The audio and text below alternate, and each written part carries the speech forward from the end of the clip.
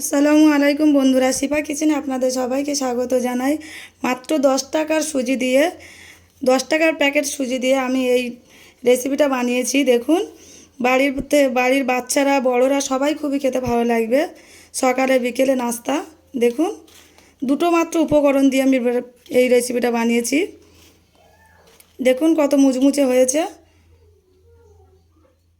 একদম ভেতরটা ফাঁকা। তো চলুন আমি এই রেসিপিটা সুজির এই নাস্তাটা বানানোর জন্য এখানে 1 বাটি সুজি নিয়েছি। এটা 200 গ্রাম সুজি। এটা খুব ভালোভাবে ভেজে নেব। কড়াই গরম হয়ে গিয়েছে, দিয়ে দেব সুজি। খুব ভালোভাবে নাড়াচাড়া করে নেব। কিছুক্ষণ নেড়ে নেওয়ার পর তারপর দিয়ে দেব দুধ। লাল লাল করে ভাজা যাবে না, সুজি থেকে একটু সুগন্ধ বের হবে, তখন মনে করবেন যে হয়ে গিয়েছে। এবার আমি এর মধ্যে দিয়ে দেবো দুধ। 10 টাকা প্যাকেটে আমি হাফ প্যাকেট দুধ দেবো। খুব ভালোভাবে নেড়ে নেব। সুজি আর দুধ খুব ভালোভাবে মিশিয়ে নেব। এবার আমি এর মধ্যে দিয়ে দেবো চিনি। 200 গ্রাম সুজির জন্য 150 গ্রাম চিনি নেবেন। আর মিষ্টিটা যদি আপনারা কম খান তাহলে কম দিয়ে দেবেন। খুব ভালোভাবে নেড়ে এখানে দিয়ে দেবো স্বাদ মতো নুন। দিয়ে খুব ভালোভাবে নেড়ে নেব। মেশানো হয়ে গেলে অল্প অল্প এবার পানি দেব। আমি এই বাটিতে সুজি নিয়েছিলাম আর এই মাটির মাপ করে পানি নেব। অল্প অল্প দিয়ে নাড়তে থাকবো।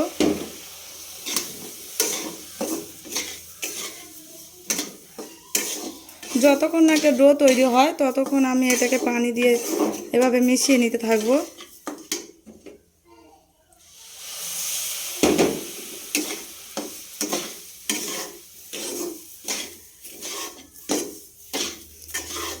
খুব ভালোভাবে চিনিটা গলিয়ে নিতে হবে।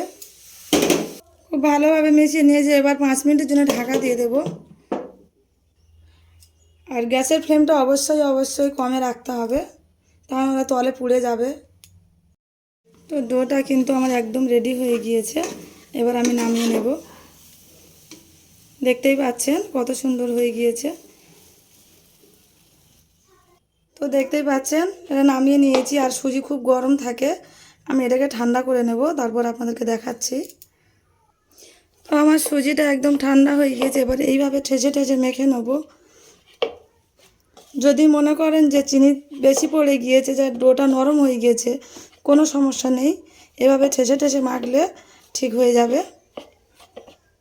খুব ভালোভাবে একটা ডো তৈরি করে নিতে হবে, চেপে চেপে।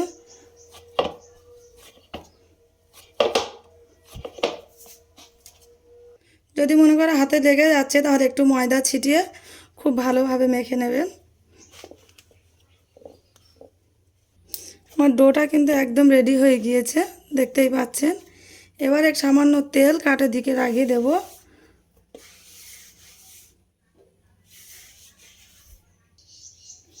এবার আমি ছোট ছোট করে লেচি কেটে নেব। আমি 3টা লেচি করে নিয়েছি। এবার আমি বেলে নেব।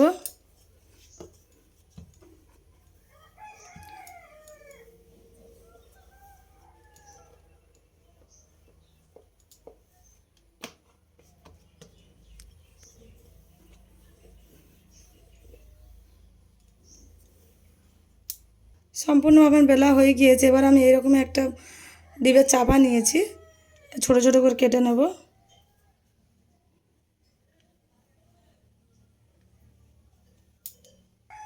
সবগুলো কাটা হয়ে গিয়েছে, দেখতেই পাচ্ছেন। আর খুব পাতলাও নয় আর খুব মোটাও নয়। এবার আমি এক এক করে তুলে নেব।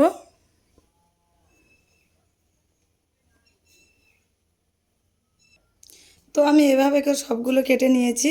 আর কড়াই গরম হয়ে গিয়েছে, এক এক করে দিয়ে দেবো। আর তেলটা অবশ্যই ভালো করে গরম করে নিতে হবে, খুব ভালো করে গরম করে নিতে হবে।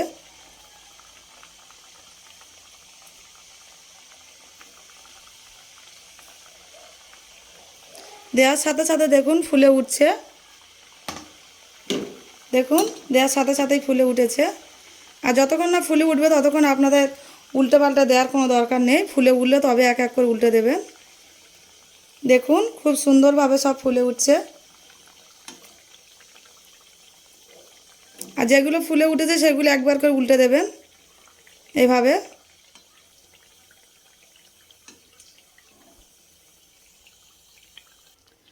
তো আমার এগুলো ভাজা হয়ে গিয়েছে, আমি তুলে নেব।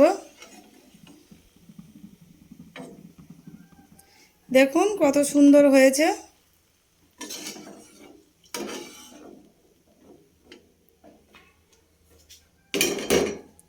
এভাবে করে আমি সবগুলো ভেজে নেব।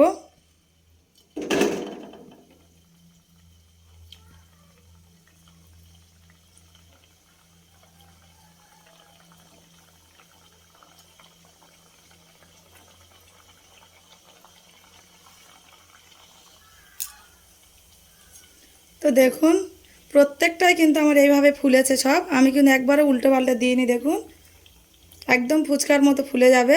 বাড়িতে আপনারা একবার হলেও এভাবে ট্রাই করে দেখবেন, প্রথমবারেই ভালো হবে। তো আমি সবগুলো এভাবে করে ভেজে নিয়েছি। দেখুন প্রত্যেকটা ফুলেছে। আমি একটা আপনাদের দেখাচ্ছি।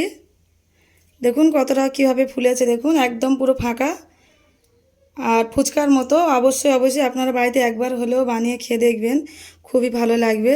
আর ভিডিওটা ভালো লাগলে চ্যানেলটাকে সাবস্ক্রাইব করবেন। আর এই যে নিত্য নতুন ভিডিও পেতে চ্যানেলটাকে শেয়ার করবেন।